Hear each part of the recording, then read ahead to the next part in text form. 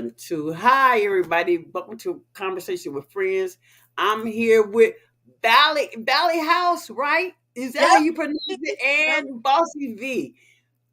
These are two young ladies that I always talk to on Facebook, or I just sit back and admire them. I've been watching Bali House for a while with her uh, music reviews, and we're just here talking about Bubble Boys, being honest, dating, and because I wanted to talk to a variety of young ladies about dating.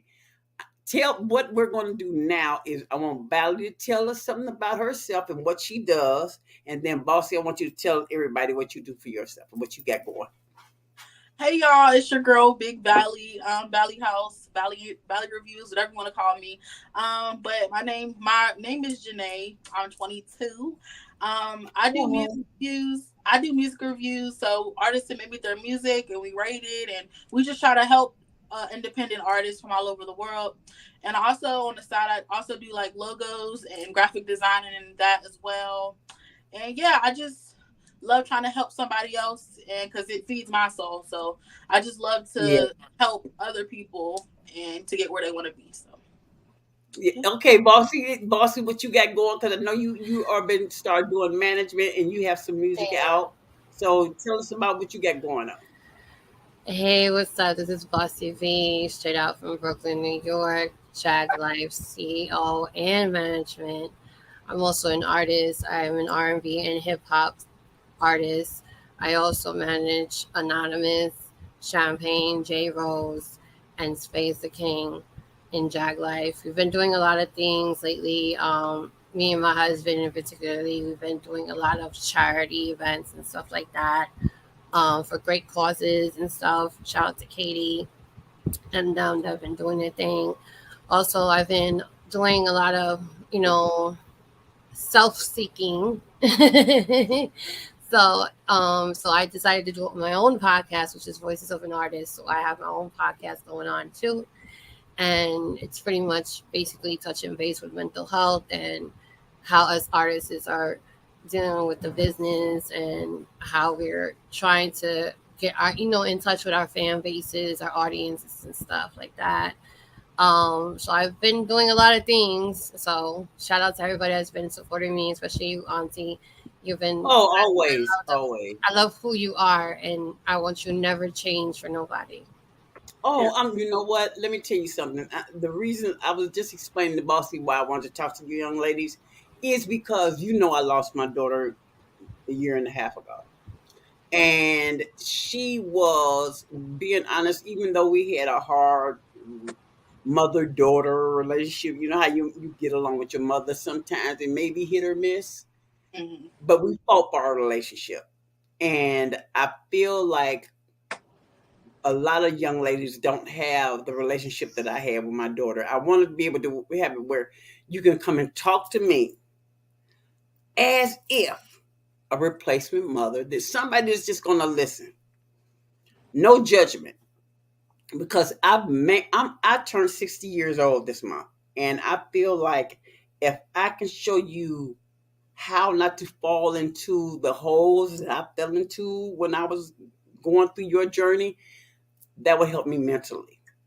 Because I don't sit well in front of therapists, so I'm doing this on my own. So I feel like if I can talk to you guys and maybe it's something, maybe something you want to know, you might want to know how to get in or out of something. Maybe I can give you some kind of hint. Maybe an older sister, a useful granny. You know what I mean? Something, because I won't never be a grandmother.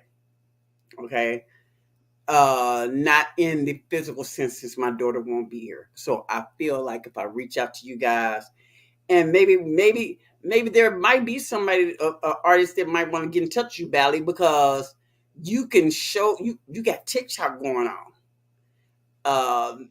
They don't know that they can get in on TikTok and promote their music. Right. See, so I'm looking at a lot of things like that. Deals that they could have. You never know who's listening. Exactly. So but I stopped doing, I stopped going to live shows because people had their picks. You know, it, it got to the point where if you weren't part of the clique, your music didn't get played. Yep. And you know how that whole thing went with the live review shows. You know the background of that, because I'm quite sure you can get hit with some crap. Yep. People coming into your shows trying to start Mm-hmm. mass arguments, putting other people's music down. I don't like that. Mm-hmm. I like being honest about it, but I don't like the bickering. Right. Same. So that's another reason why I stopped going to the live shows, because the bickering and the backbiting. There's enough room for everybody to have a show. Facts. It was when they started acting like they were the only place to get real music, get your music heard. Right. That's when it was a turnoff for me. Mm-hmm. Then there are people out there taking these people money and they have no real connections. Right. That there are live shows out there really making real money, and they have no connections to getting these people into nowhere, Right. except for the little group, the little 7 people who come to their live. Am I right or wrong, Billy? You not speaking tell- it. You speaking it. I'm not lying, baby. You're not lying at all. I've watched these guys backbite each other. Mhm. Why you going to that live show? You should be. Why you going over there? You should have sent your stuff over here to me. But you're an artist. Just okay. Let me go. Okay, an artist with a live show. If they're not just if they're doing their music, okay. But when they started criticizing other artists, when you're on the same level or even lower, Yeah. that is a problem for me. Yeah. It's when the artists start having live shows and started critiquing other artists when you're not even doing the show. You're just Yeah. performing for your homeboys. Yeah. Because I've noticed a lot of that. A lot of artists perform for their homies. The Mhm. same 7 homies that's down in the basement with you when you hitting the blunt, and you got a good good night going, and you feel like you're on the mic and you talking shit, and they say, "Yeah, that's a hit," knowing damn well, Last night. girl.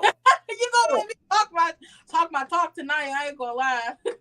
No, this is what I'm talking. Yeah. That's why I look at you and I'm like, how do she sit there and do it? So, because I had to rearrange, I had to think about whether I wanted to say anything about people's music, because I would go in like a deer in headlights, when I was sitting on people's lives and stuff, because I'm like, I know damn well they not ready to say that music was good. Yeah. And I would sit there and watch these people on the panel just lie. Why y'all lying? I'm sitting, and the first thing I would do is say, "Oh, well, I didn't hear the song. I didn't hear it, so I can't." Because I'm not about I to sit there. knew it. I knew it. You did that. I knew it. I knew it. I knew it. I knew that was you was doing that. Yep, I swear to God, every time I would be, and somebody told me I shouldn't do that. You shouldn't tell that that's what I did. But I'm just not a person that can sit there and tell you that the sky is blue when I'm looking at the blood. It's raining blood. Right. You sound like trash, my nigga. But I can't say that because I have a daughter that's out there doing this. Because see, Right. people are very vindictive. Mm-hmm. I found that out. If Jazz was in a battle one time, and I knew the music wasn't, hitting like the music, the production part was not hitting like it was supposed to. But people listened to what she was saying, so they liked it. But the person before her, who didn't get that kind of welcoming, or people Right. didn't listen, they what they heard was a bunch of word salad. You ever heard of word salad, where a person is talking about something you don't know what the fuck they talking about when they through talking, and they thought they made a point, and you sit there telling them something. well, what the fuck was they talking about? Because some of the metaphors are off. Some of the metaphors are off. And I'm like, yeah, bro, that wasn't it. But see, I'm also a mother. Mm. I can't just tell you your shit sound like shit. But then again, if I didn't took a nice hit of a blunt, I'm liable to tell you. Right. But what I found is that's the reason why I stopped going to the live shows. But now I still do. I will come in now, look. Yeah. But I won't, because Facebook is a snitch. Yeah. They will tell if you're in the live. So I be trying to sneak mode. Because I'm like, oh, they telling them online. So I had to go incognito and watch different things, because if they see you there, they'll start talking to you. I don't want anybody talking to me. I just want to watch and see what's going on. Right. How long has it been since you've done a live? Because you stopped doing your show for a while. I had stopped for a little bit just to take like a mental break, because people really don't understand. Like, I mean, it really is. It can mess with your mental too. Like, mind you, I'm young, so a lot of the cast that send me music is young people rapping about shooting it up, boo boo boo boo boo, all day. Yep. So it's like, okay, this ain't really feeding my soul. So I definitely had to take a little mental break off of it. But I've been going on doing my live shows on viral streams since, I mean, a lot of people had left the group, but I still mess with who's in charge, so I still do my lives on there. But I did one, I think yesterday, whatever. I think you did. You know what? I missed it because for some reason, since I left the live stream circle, I don't know what it is. I'm not getting any notifications. It'd be like, oh, okay. Yeah, it's like when you're not really looking for something, it don't really on your timeline anymore. But I agree with everything that you're saying. Like, it's really like that. I don't really mess with too many review shows just because of that type of energy. Like, the energy be off, all of that, and it's just like you're not feeding into this artist. You're not helping them in no type of way. Like, you're just really bad mouthing them, and then you go on to the next one. And like, what is that doing for an artist? Like, if you're, especially artists who submit and like they're fairly new, like, why would you want to break down somebody who's just starting out? Everybody started from somewhere. You know what I'm saying? Right. Like, no, you're right. Right. Like, look at Lauryn Hill. Lauryn Hill got booed how many times on stage? And look at where she. Well, I heard that Luther. I think that Luther got the. Was it Luther or one of them? It's a big artist they got boo on stage up there, and it happens. It happens. You're not gonna be for everybody. Right. People don't understand that either. Like, but that's the thing. Like, I feel like if you don't listen to all types of music and you're educated and all of that, I just feel like you shouldn't do it, because you're not listening with an open ear. Like, you're not. Right. You're selective. You're being selective. Just how you touched on the whole, if you're not in a certain clique, then you're not going to get played. That's the problem. You see what I'm saying? What's your point? You're not putting on for nobody else. You're not helping nobody else. You're just trying to help your clique. 9 times out of 10, they be ass most of the time. No. Oh, my God. Oh my God, the dick riding that I see in these live shows. I'm telling you. Bossie, we're not live. Bossie, it's the truth. Oh my God. I have seen them talking about, oh yeah, that was a hit. And I'm like, no, the fuck it wasn't. Right. And then the next artist, and their song be way better than who you just heard. But what they do, they talk bad about that person, because like, what, bro? Their song was fire. Like, what are you talking about? Like, and then they'll cut them off. They'll cut off the song. Yeah. The rudeness under the guise of being helpful. Yeah. It's amazing to me. It's you're not being helpful, my nigga. What you're doing is you're picking them apart because you have your friend sitting on the sideline that feels like this is a threat to them. And Mhm. I don't understand that Right. mentality, especially with these guys. I'm telling you, it be the guys. It be the guys. It be the It- guys. It's it's the men. It's the men that act like I'm still talking. Y'all just got to get the cigarette. Look, these guys act like they are in competition with the women Mhm. Mm-hmm. I'm because feeling the same way. I've never seen anything like it. You can have uh, hip hop is a male dominated genre. We Yeah. all know that. We do know that. But when you get a talented woman, Mhm. Mm-hmm. she catches hell I'm telling because they want to either make her into a little Kim you. Mhm. or no, basically make her into this Or they, trashy or like they don't want to hear what she's talking about. Like or comes on, right, got a beautiful voice. Mm-hmm. That's right. what. That's one thing that I realized. A lot of these, not even just Okay. reviewers, a lot of these guys they really don't like R&B. And when a They really female don't. vocalist come through ripping and doing her thing, they shoot her down instantly because they're not trying to hear that. It ain't no bang 'em up, shoot Quickly. 'em.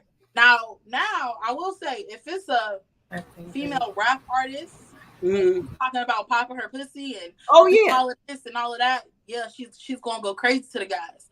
But that's the problem, like very selective. Like, okay, so if she ain't rapping about popping it, then she's not popping or she's not.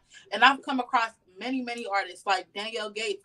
Mhm. There's been plenty of artists who I've female artists that I've come across, and they're fire. They're better than the men. And I always try to make women feel comfortable. Like on my space, that's all I can say. Like I Mhm. try to encourage women to submit their music and to get heard, and two because I kind of set that I said what's different for me is since I'm a woman, I feel like men are a little bit more. They kind of if you watch me for a little bit enough, you kind of know my vibe already. So if a woman Right. come in here, you know to show respect. Like there's not gonna be no F her or we ain't playing that. No, it's not gonna be nothing.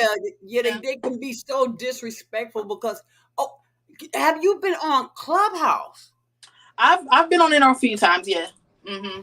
Like Uh, Mm. the Woo. music. Clubhouse. Mm-mm. Mm-hmm. okay, go ahead. What you were saying, the Bali? What was your experience on Clubhouse?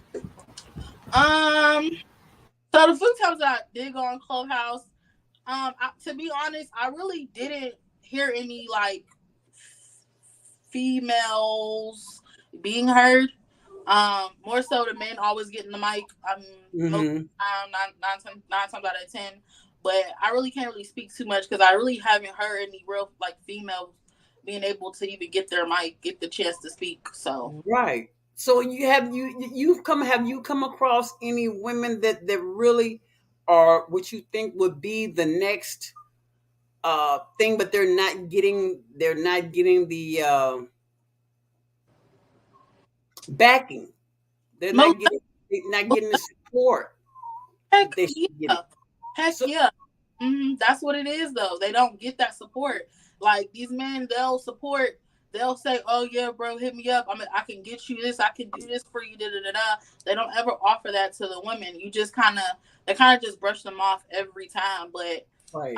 and it's sad. It really is sad because there's so many dope female artists. So many. I And know, but wait, unless have you paid attention to this? A lot. Now we know that female artists need the help. yeah, We know that they need a safe space. But have you noticed that some of these women cannot get along long enough with other women to get to that safe space? yeah, yeah, for sure. For sure. Because a lot of women are catty. They don't want to. A lot of women, they just can't fathom supporting another woman. You know what I'm saying? They can't fathom. They feel like they're going to take their shine. You know what I'm saying? Like, Mm, trying to support another woman, it's like, I don't know. She might be a little better than me, or I don't know. I'm going to try to keep her under wraps. You know what I'm saying? Because they might feel okay. like she's What better. is that? What is that? Is now I want to know, is that in our nature as human beings, or is that a flaw that we have? Because for me, I can only speak for me. Mm-hmm. For me, if I see a bad chick, I'm looking at her too. You know, I Yeah. look. Yeah. Hey, I'm 60. I've lived a life. Okay. Period. Period. It is what it is. I may not have ended up on where I wanted to be at or where I thought I should have been. Mm-hmm. But I can be honest. I have done some strange things and it wasn't for no change. Okay. So I cannot sit here and be a hypocrite to you. Mm-hmm. If I, and it's something about the, and well, I had a brown chocolate daughter. So there's something about the little brown girls that do something for me because I did not know that she was getting picked on for being brown. Mm. It took her years to tell me that she was being picked on in school. I didn't know that until she was in her 20s. Wow. You know, well, damn near in her 20s. That we sat down and had that conversation that you already, and I didn't see. I thought she was a cute little. I thought she was gorgeous. She just, and what do you call it? What's wrong with being caramel color? Nothing at all. What was wrong with that? You know what I mean? So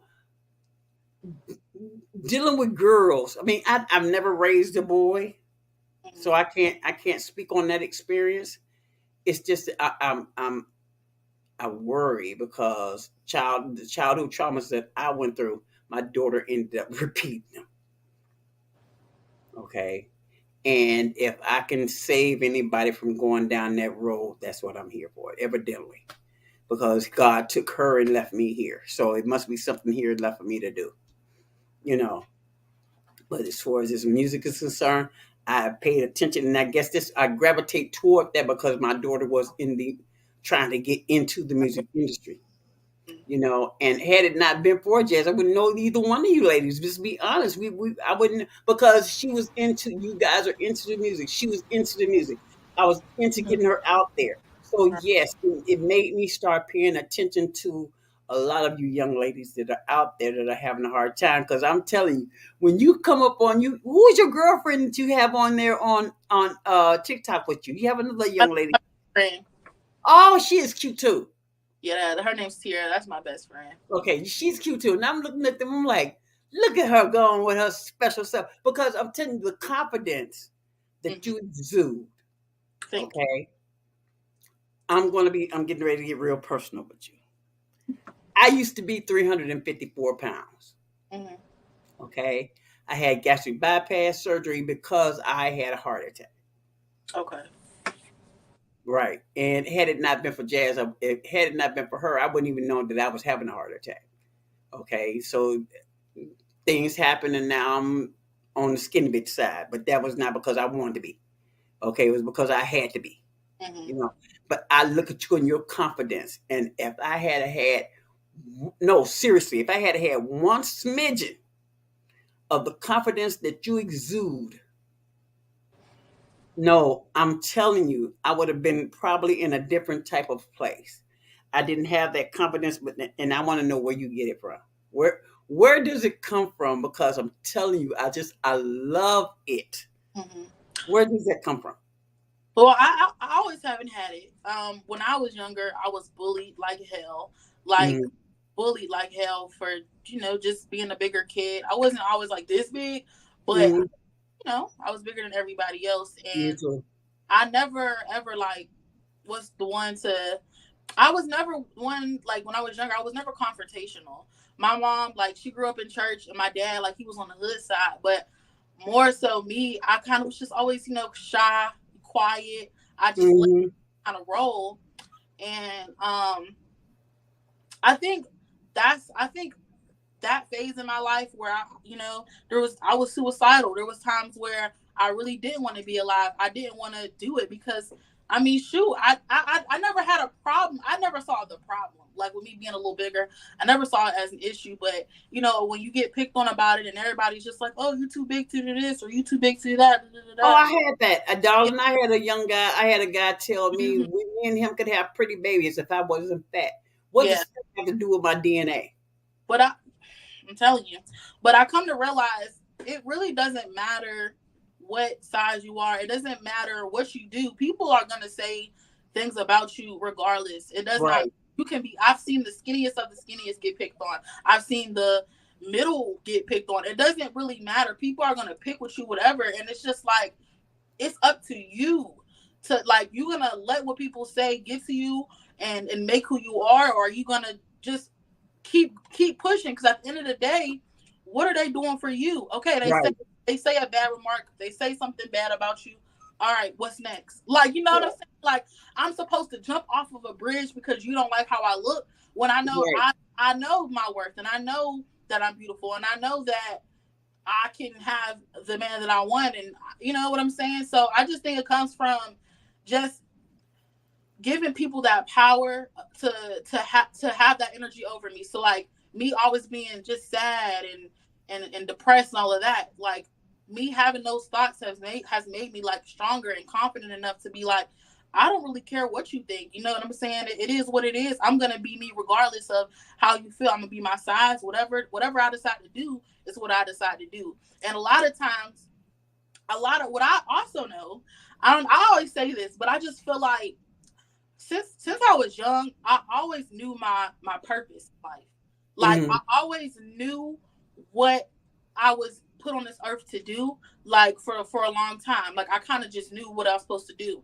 And I feel like a lot of people, that go through life mad and angry and insulting everybody else and doing all the things because they don't know their purpose. Right. I feel like when you know your purpose in life, when you know what you live for, you're not worried about why the next person's fat, or what the next person's eating, or what the next person's doing. You're focused on yourself. You're focused on the goal that you have for yourself, and the things that God sent you here to do, or whoever you believe in sent you here to do.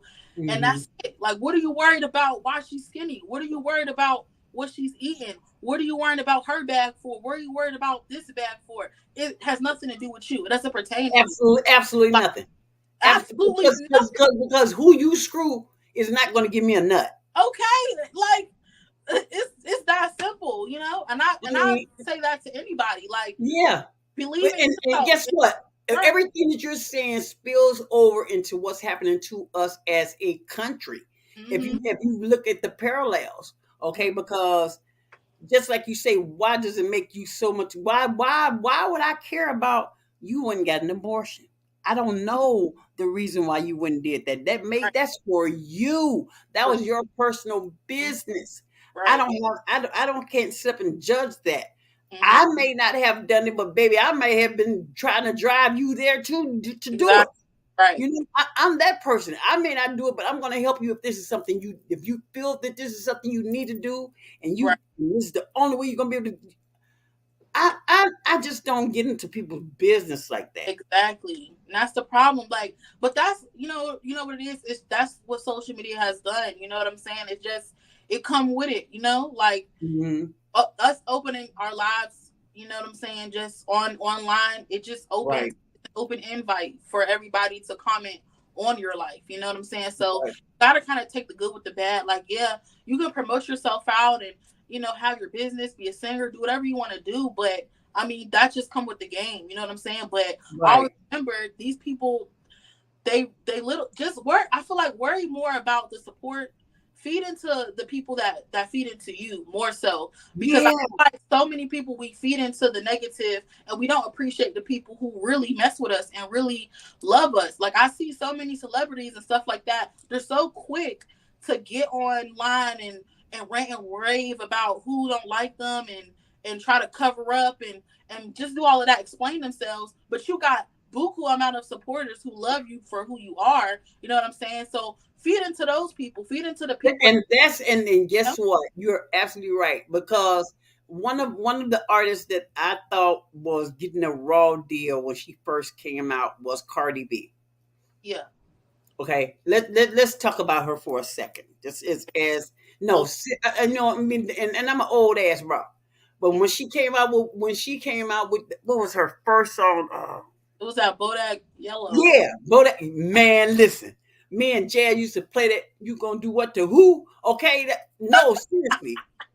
I said, look at this little girl going, because she got balls. Okay, so we listened to her music when she had on that all red leather outfit. I can't think of the name of the song now, but this is before she blew up. Mhm. You know, so we started paying attention when she was on what is that real the